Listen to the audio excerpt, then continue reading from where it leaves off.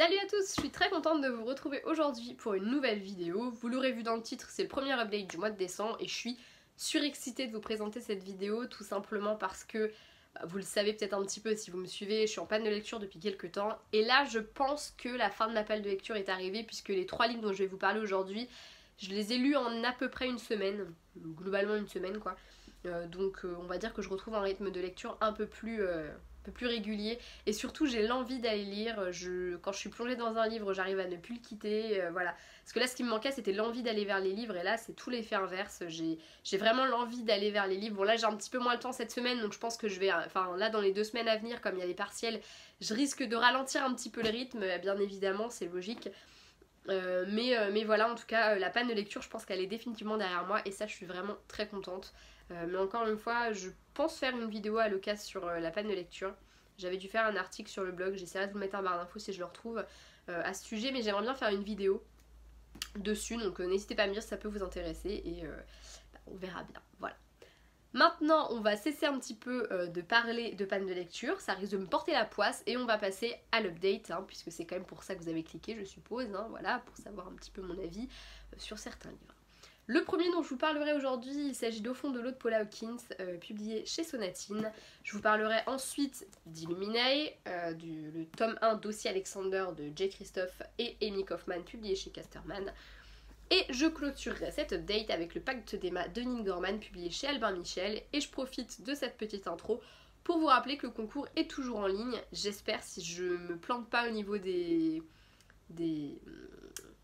Parce que j'ai pris un petit peu de retard, donc si je ne prends pas plus de retard, quand vous aurez cette update, le concours sera toujours en cours. Donc je vous invite à aller participer parce qu'après tout, plus on est de fous, plus on s'amuse. Hein. Voilà. Bon, je sais que vous, ceux qui ont déjà participé, vous vous dites mais non, arrêtez de participer, comme ça j'ai plus de chances de gagner. Mais voilà. Il faut bien. Il faut bien, il faut bien. Bref, on va commencer avec le thriller de cette update, donc Au fond de l'eau de Paula Hawkins. Ce roman, j'en attendais beaucoup puisque comme j'ai lu La fille du train, j'avais forcément envie d'être prise de la même manière. J'avais beaucoup aimé La fille du train, donc j'avais envie d'aimer encore plus Au fond de l'eau, c'est un second roman, donc j'en attendais encore plus. Et c'est toujours un peu compliqué quand on en attend beaucoup d'un roman parce que du coup, on est beaucoup plus facilement déçu. Et ça n'a pas été le cas avec Au fond de l'eau. Avec Au fond de l'eau, j'ai surkiffé du début à la fin. Même si le début j'ai mis un petit peu de temps à rentrer dedans et je vais vous expliquer pourquoi un peu après, au final c'est un roman que j'ai vraiment adoré et je pense qu'on se rapproche du coup de cœur. J'ai un peu de mal à... En fait je lis pas assez de thrillers pour dire que quand j'en lis un, lui c'est un coup de cœur. En fait généralement... c'est un genre que je lis très peu, donc en fait quand je vais au bout de ma lecture c'est toujours une grosse claque dans la gueule. Il y a qu'en young adulte où je lis un peu de thriller et tout ça et c'est pareil en fait de toute façon c'est un genre qui généralement me fout de grosses claques dans la gueule. Du coup je termine toujours en étant en mode ah ouais putain. Du coup si on va aller par là c'est un peu toujours un coup de cœur, enfin c'est un peu toujours des coups de cœur si on va aller par là. Du coup j'ai un peu de mal à dire que c'est un coup de cœur mais en tout cas ça fait partie des thrillers que j'ai lus et que j'ai préféré lire et dans lesquels je me suis le mieux immergée. Et pourquoi je me suis aussi bien immergée dedans? Sans doute par rapport à l'atmosphère que l'on retrouve dans ce roman. On va débarquer avec Au fond de l'eau dans une petite bourgade anglaise, Beckford, si je ne dis pas de bêtises. J'ai eu beaucoup de mal avec ce nom pendant toute ma lecture, je devais le confondre avec un autre nom d'une autre ville dans un film, un dessin animé, je ne sais pas quoi, une série peut-être, je ne sais pas, mais il y avait vraiment eu des fois où j'avais du mal avec ce nom, donc Beckford, une petite ville donc d'Angleterre, comme je l'ai déjà dit, qui je trouve a vraiment une atmosphère très particulière et c'est sans doute à cause de la rivière qui coule là-bas, une rivière qui a une histoire, puisque à un endroit elle forme un espèce de bassin comme ça qui est connu notamment pour les noyades qui ont eu lieu là-bas, donc noyades accidentelles, voulues, alors que ce soit suicide, meurtre, etc. etc. Donc c'est un lieu assez particulier, c'est une petite ville donc c'est encore une fois très particulier. Et le roman va débuter à la mort de Nell, une femme célibataire qui a une fille de 15 ans je crois à peu près, qui a été retrouvée noyée dans cette rivière. Sa sœur Julia, à qui elle ne parle plus depuis des années, qui n'a absolument aucune envie de revenir à Beckford et est un peu contrainte, notamment parce que quand même sa sœur est morte, hein, mine de rien, je pense que ça remue les gens même si on n'est pas très proche de ses frangins. Et aussi parce que il va bien falloir que quelqu'un s'occupe de Lena, la fille de sa sœur.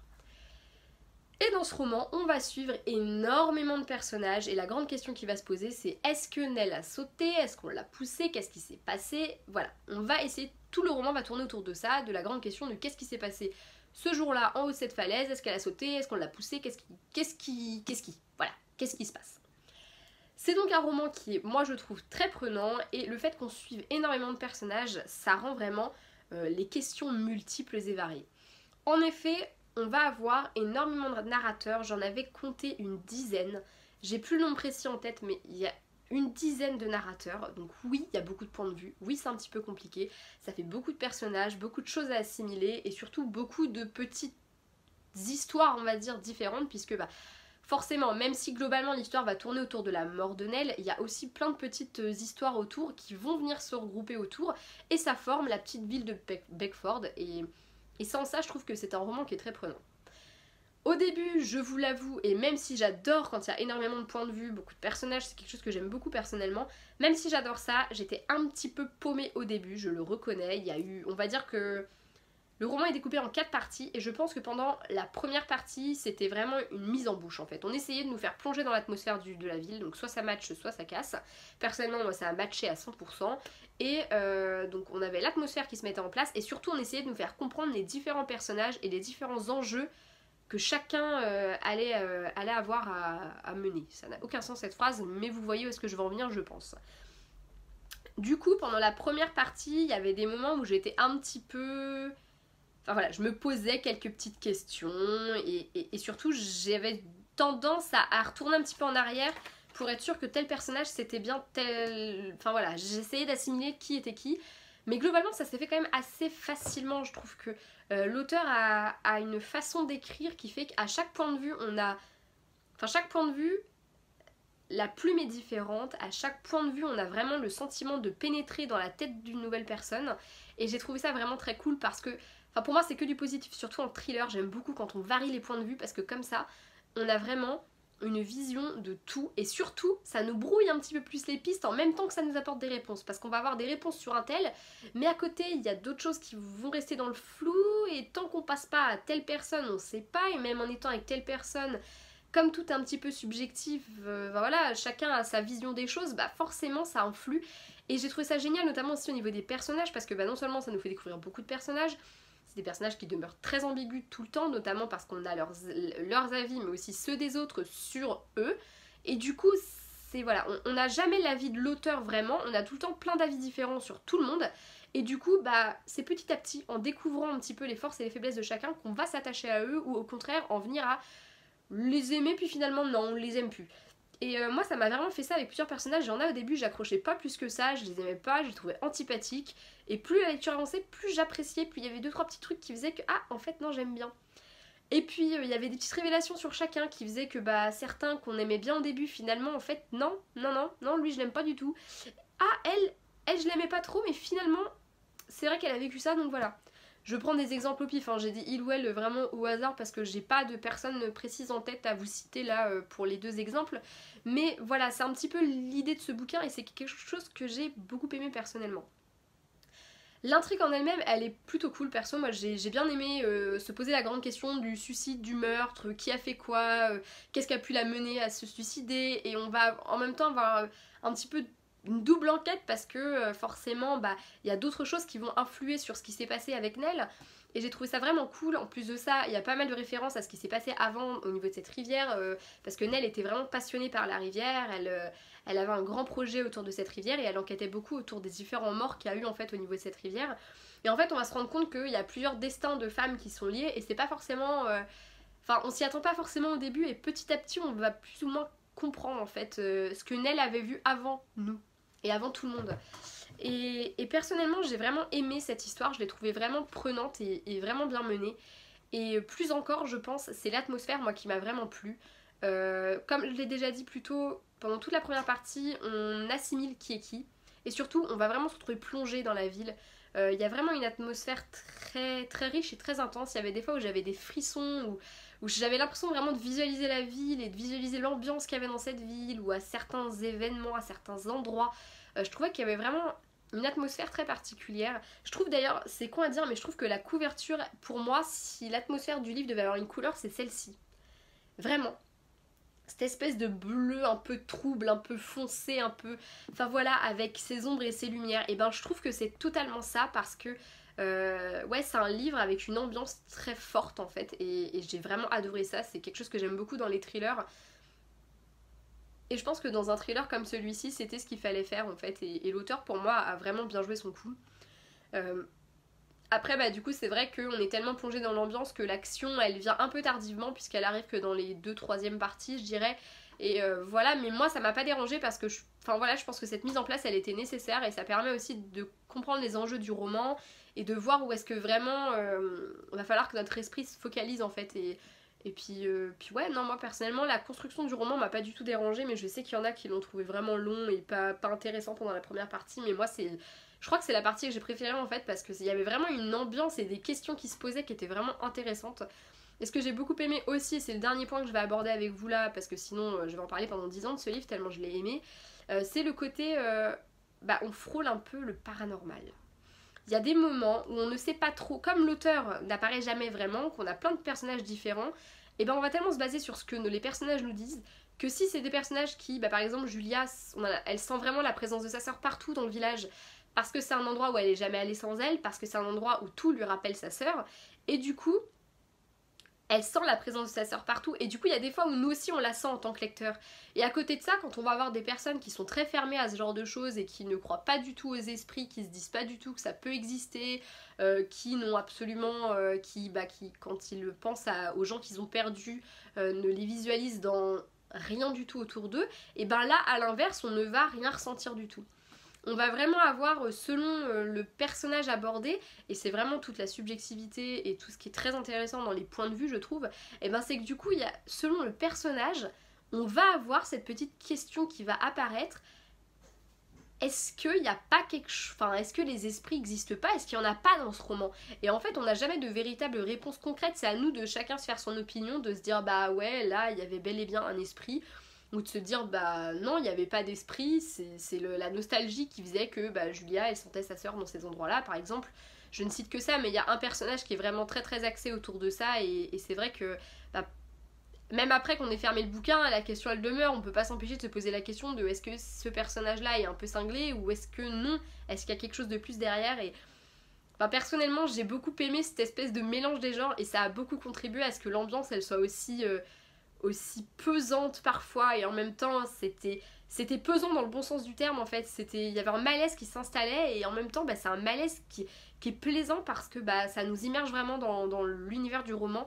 Et quand je l'ai refermé, j'étais hyper contente parce que j'avais terminé un bouquin, mais surtout bah, j'ai été en mode ah ça me fait chier de quitter cet univers parce que c'était bien, j'étais bien dedans et en même temps ça fout mal à l'aise hein, mais j'étais bien immergée dedans je veux dire. Voilà, et franchement, je vous conseille celui-ci peut-être plus que La Fille du Train encore. Bon, La Fille du Train, je pense que c'est peut-être un peu plus tout public, entre guillemets.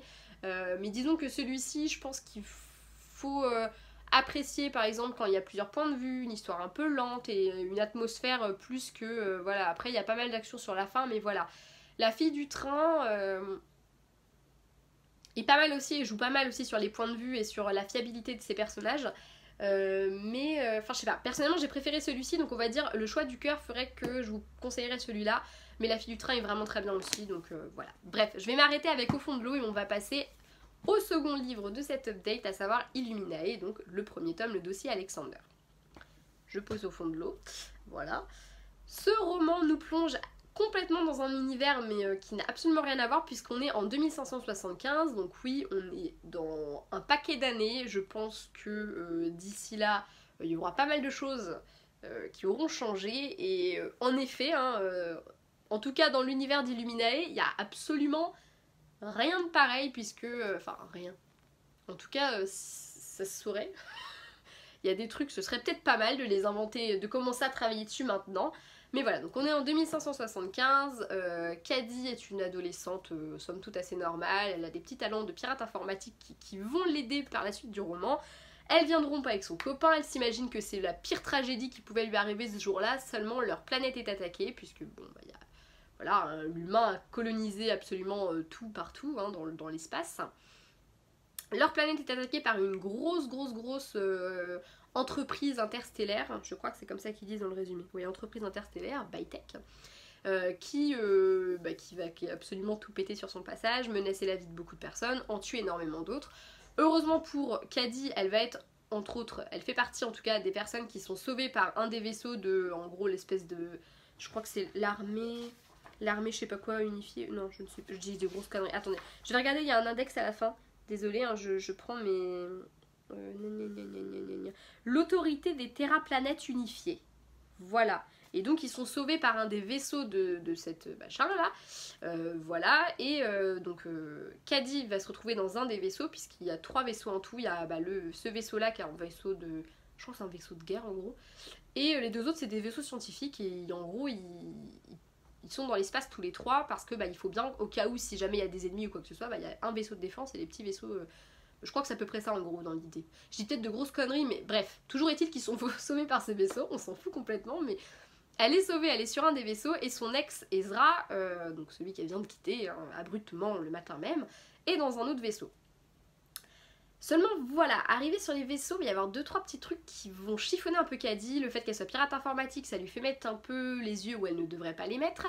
Et elle va se rendre compte de 2-3 petits trucs qui vont pas, et elle va commencer à enquêter, à essayer de fourrer un petit peu son nez où il faut pas, mais en attendant, heureusement qu'elle le fait, puisque elle se bat pour leur survie à tous, et elle va, en s'aidant d'Ezra évidemment, puisque c'est la seule personne à laquelle elle fait suffisamment confiance pour se fier véritablement à lui, et ben elle va tout simplement essayer de leur sauver la vie à tous, puisque il se passe des choses pas très nettes sur leur vaisseau, on leur dit pas tout, hein, sur les 3 petits vaisseaux là, et en plus de ça, il y a un des vaisseaux de Bytech qui leur colle au train, donc voilà, il faudrait peut-être bien que tous soient un peu d'accord, qu'ils aient tous... voilà, donc elle va essayer de sauver tout ce petit monde, globalement, voilà, c'est bien sympa. Alors moi à la base je suis pas hyper science-fiction, faut savoir que par exemple, et oui vous avez le droit de me huer, mais je vais les regarder bientôt, promis, ils passent à la télé bientôt donc je vais les regarder. Je n'ai jamais vu les Star Wars, c'est pas... je veux les voir, hein, ça fait partie des films que je pense qu'il faut avoir vu dans une vie, mais à la base moi je les ai pas vus. Voilà, parce que moi les films de science-fiction avec de l'espace, des vaisseaux spatiaux et tout ça, c'est pas mon délire. Du coup Illuminae, comment vous dire que j'en attendais pas grand chose, je m'étais dit bon... J'aime bien le concept du livre et je vais en parler dans un instant, mais voilà, je vais tenter parce que c'est du young adulte, que je me mets petit à petit à la science-fiction et que j'apprécie de plus en plus, mais voilà, sans plus. Et honnêtement, même si je lis de la science-fiction quand c'est en young adulte, je n'en lirai sans doute pas en mode science-fiction pure et dure et tout ça, c'est pas trop mon délire.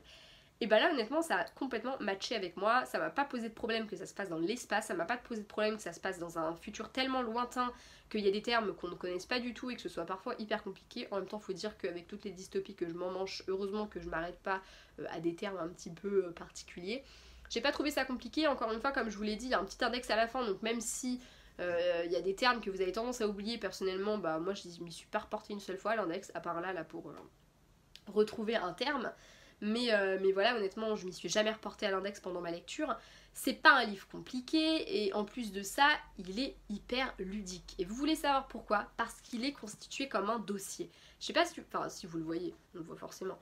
Mais il y a des pages qui sont un peu plus foncées que d'autres, tout simplement parce qu'en gros, ce livre-là, c'est un peu comme un dossier que quelqu'un aurait constitué de tout ce qui s'est passé à bord du vaisseau Alexander et qui vous l'aurait filé pour que vous travailliez sur le dossier parce que demain on a une réunion avec Michel et que Michel a envie de savoir ce qui s'est passé sur l'Alexander. En gros, pour faire simple, c'est un petit peu l'idée. Dedans, on va avoir de récolter les conversations que, par exemple, que Ezra et Cady ont pu avoir. On va avoir leur déposition également quand ils arrivent sur le vaisseau. On va avoir, là c'est quoi par exemple? Mémorandum aux officiers porte-chasseurs Alexander 78V, date de création, expéditeur, bref. Voilà, on va avoir plein de dossiers comme ça, et en fait tout ça, ça va former l'histoire. On va avoir, par tous ces petits trucs, on va comprendre petit à petit ce qui se passe, donc soit ça va être par exemple des rapports de médecins, ou des rapports, par exemple à un moment donné, ils sont obligés de former des civils à l'armée, et on va avoir l'avis du psychiatre pour que Ezra rentre dans l'armée et l'avis du psychiatre pour Cady. Et ça va être comme ça des rapports, on va avoir également des discussions entre eux, etc. Donc là ça va être où on va les aborder un peu plus. On va aussi avoir par exemple des rapports de vidéosurveillance, donc en gros un mec qui a regardé des vidéosurveillance qui a tout retapé à l'ordi, ça existe. Voilà, voilà. Et en gros, moi ça me faisait un petit peu peur parce que dans un sens je me disais, mais en fait avec une histoire comme ça, peut-être qu'on va avoir du mal à suivre ce qui se passe vraiment, peut-être qu'on va pas trop s'attacher au personnage. Et en fait c'est pas du tout le cas. Personnellement je me suis super attachée, que ce soit à Caddy ou à Ezra. J'ai eu un gros coup de cœur pour tous les deux, je les ai trouvés vraiment adorables et j'ai beaucoup aimé le lien qu'il y a entre eux. C'est des personnages qui sont obligés de faire face, qui sont obligés de se battre et qui sont obligés d'être forts, alors qu'à la base c'était juste des adolescents comme n'importe qui. Et j'ai beaucoup aimé ça parce que je trouve que c'est très bien fait et ils m'ont beaucoup touchée en fait, tout simplement. Quant à l'histoire, je trouve pas qu'elle soit compliquée à suivre, je trouve qu'il y a toujours de l'action. D'ailleurs le fait que ce soit un dossier, en fait, forcément en fait il y a que les trucs intéressants qui sont compilés dedans. Donc je crois que les 6 premiers mois de voyage à bord des vaisseaux, en fait on les voit quasiment pas passer. Il y a quelques pages qui vont passer, enfin quelques pages.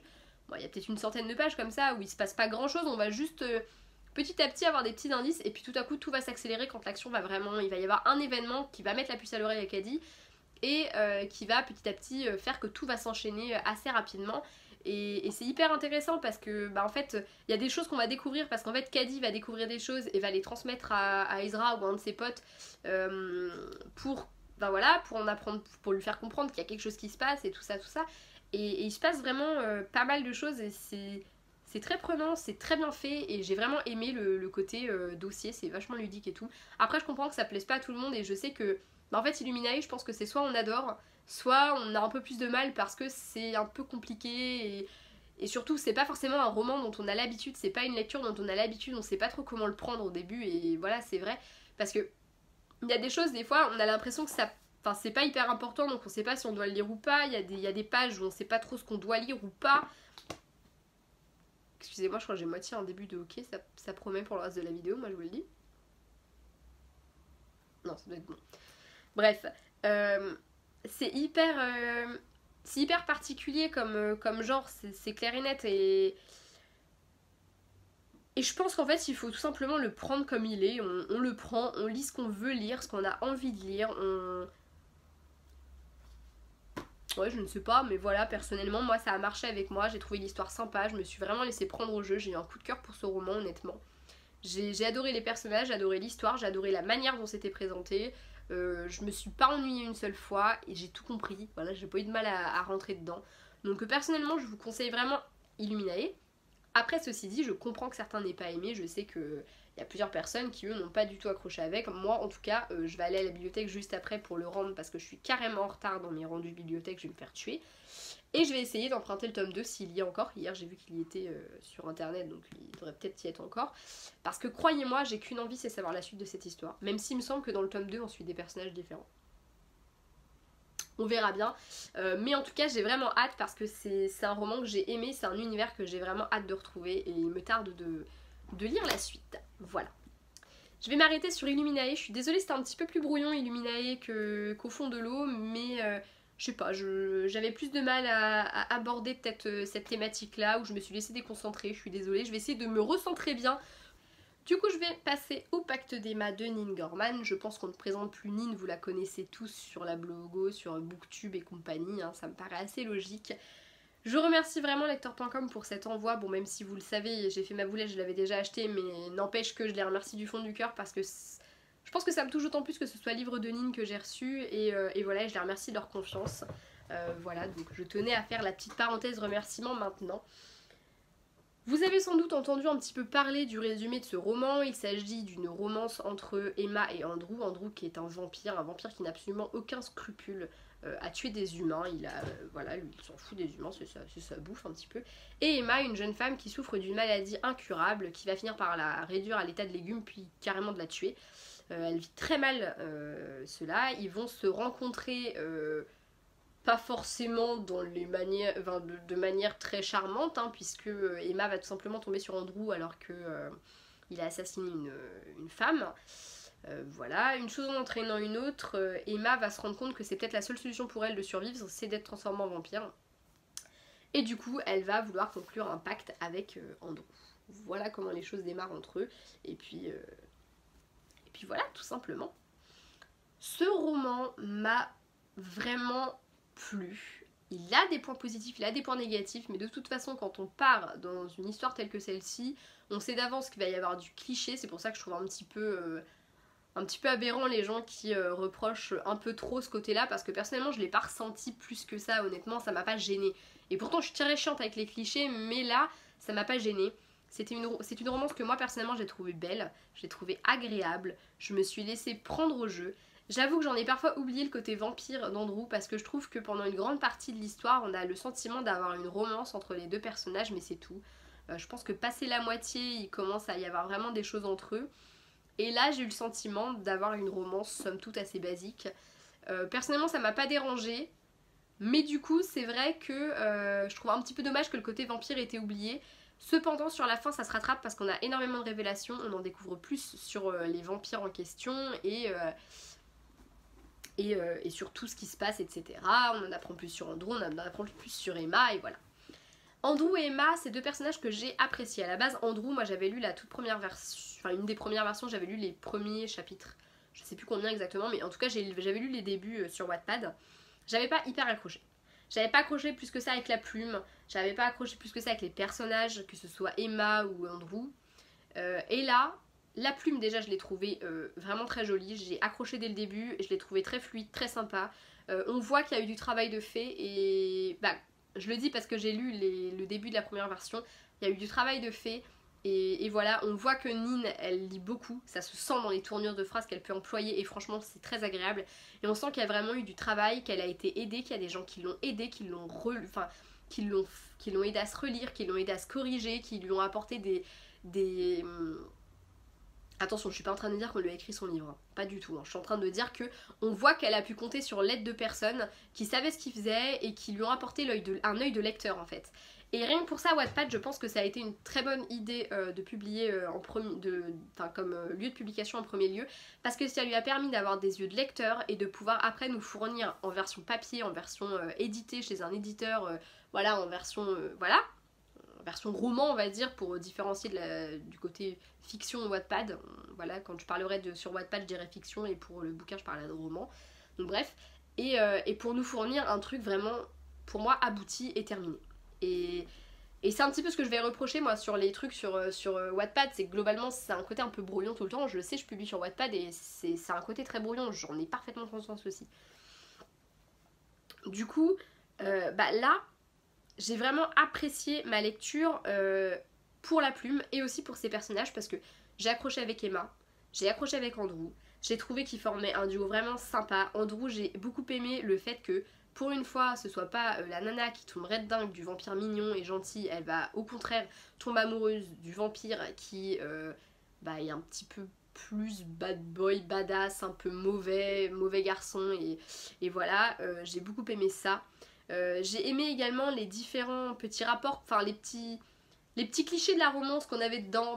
Voilà, c'est ce qui me dérange dans la romance, mais là le fait j'avais vraiment le sentiment en fait qu'il y avait deux genres de mêlés, alors que le genre de la romance paranormale existe. Là j'avais vraiment l'impression que Nin avait pris des trucs de la romance, des trucs du paranormal et avait un peu allié les deux. Il y avait des scènes où pour moi c'était des scènes typiques de romance et pas de romance paranormale, et à l'inverse il y avait des scènes qui étaient typiques du paranormal, enfin du paranormal, du fantastique, de la beat-lit, de tout ce que vous voulez, et qui était inclus dedans. Et du coup, personnellement pour moi ça a plutôt bien fonctionné, et je pense que ça aurait peut-être moins fonctionné si ça avait été de la beat-lit pure et dure ou un truc comme ça, je sais pas. Toujours est-il que moi personnellement j'ai apprécié. Oui évidemment il y a des clichés, mais comme je vous l'ai dit c'est logique dans le genre, il y aura forcément des clichés. Si vous lisez une romance vampirique, va y avoir du cliché, on s'y attend tous. Voilà, dans le young adulte de manière générale il y a du cliché, c'est comme ça, et malheureusement ou heureusement, c'est ce qu'on aime souvent.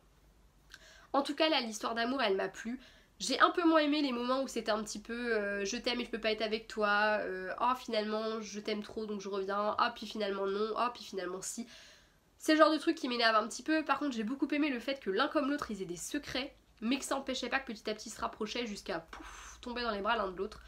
Ceci dit, je trouve que à partir du moment où ils se rapprochent, il y a des choses qui s'enchaînent un petit peu rapidement à mon goût. Voilà, il y a 2-3 scènes qui étaient pas hyper intéressantes. J'aurais peut-être aimé que la fin s'arrête moins abruptement, qu'il y ait un peu plus de petits détails qui viennent foutre la merde en fait tout simplement, qu'il y ait un peu plus de détails d'action pure et dure, plutôt que certaines scènes de romance dont je me serais peut-être un peu passée. Après ceci dit, j'apprécie vraiment les choix que Nin a fait globalement. Quand j'ai fini le bouquin j'étais en mode Oh la mauvaise, elle nous laisse comme ça, non mais ça va pas. Voilà, vraiment, j'étais très vénère contre Nin de nous laisser comme ça dans notre jus là, parce que j'avais vraiment envie de savoir la suite. Ouais, j'étais en mode, allez là, allez, on en est où là? Allez, je veux la suite, moi merde. Et j'ai vraiment très hâte de retrouver Andrew et Emma et de savoir la suite de leur histoire parce que j'ai beaucoup aimé ce premier tome. Et je pense vraiment qu'il y a du potentiel. Encore une fois, il faut faire attention que ça retombe pas dans le cliché parce qu'il y en a quelques-uns et on arrive à passer outre. Enfin, moi personnellement, j'ai réussi à passer outre, mais je sais qu'il y en a beaucoup, c'est pas le cas. Et je les comprends parce que moi-même qui ai du mal avec les clichés, je pense que là, c'est parce que j'ai accroché globalement à certains trucs. Voilà, et j'espère que ça va poursuivre comme ça. Il y a aussi 2-3 petits trucs qui m'ont dérangé. Je trouve que des fois, il y a des réactions qui sont pas forcément très justes, notamment. Je trouve qu'elle accepte très facilement, Emma, le fait qu'Andrew soit un vampire. Je trouve que en un claquement de doigts, ça a l'air d'être assimilé pour elle, normal, et elle a aucun mal à travailler pour un mec qui est un vampire, à traîner avec un mec qui est un vampire, à coucher avec un mec qui est un vampire. Elle a aucun mal à faire tout ça, et un peu trop vite à mon sens. Enfin, je sais pas, il y a des choses qui, pour moi, ça c'est un petit peu dérangeant. Après, encore une fois, ce n'est que mon avis et ça n'engage que moi. Mais voilà, on va dire que ça fait partie des choses qui, moi, personnellement, m'ont un petit peu perturbée, m'ont un petit peu moins plu. Mais globalement, c'était une bonne lecture et je suis très contente du coup de vous faire gagner ce roman parce que moi, j'ai vraiment apprécié. Un goût de trop peu, on va dire, pour clôturer cet avis, un goût de trop peu. Et voilà, je suis très contente d'avoir pu lire le livre de Nin et il me tarde vivement de découvrir la suite de toute cette histoire et de retrouver sa plume parce que je l'ai trouvée véritablement agréable. Du coup, voilà. Bref, c'est tout pour cette vidéo, j'espère qu'elle vous aura plu, qu'elle n'aura pas été trop longue parce que je pense que je vais essayer de cutter 2-3 trucs pour que ce soit un peu moins long, mais voilà, hein, ça restera long de toute manière. En tout cas, donnez-moi vos avis sur ces livres-là si vous les avez lus, s'il y en a qui vous intéressent, etc., etc. Je vous invite encore une fois à aller participer au concours, je mettrai le lien Google dans la barre d'infos. Je vous fais d'énormes bisous et à bientôt dans une prochaine vidéo. Salut!